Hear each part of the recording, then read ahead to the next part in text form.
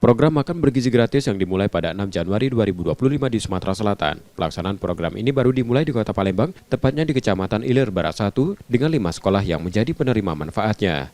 Memasuki minggu kedua pada Senin 13 Januari 2025, program ini mulai diperluas ke 9 titik di berbagai kabupaten dan kota di Sumsel. Lokasi yang mendapat manfaat antara lain Kecamatan Sukarami Palembang, Sekayu Musi Banyuasin, Tanjung Raja Ogan Ilir, Batu Raja Ogan Komering Ulu, Kayu Agung Ogan Komering Ilir, Musirawas Muratara, Lubuk Linggau, dan Talang Kelapa Banyuasin. PPJI melalui yayasannya Vicky Indira Sriwijaya membagikan 9 titik di kecamatan di Sumatera Selatan. Daerah Kecamatan Sukarame, Sekayu, Tanjung Raja, Batu Raja, Kayu Agung, Musirawas, Muratara, Lubuk Linggau, Talang Kelapa, dan Asin.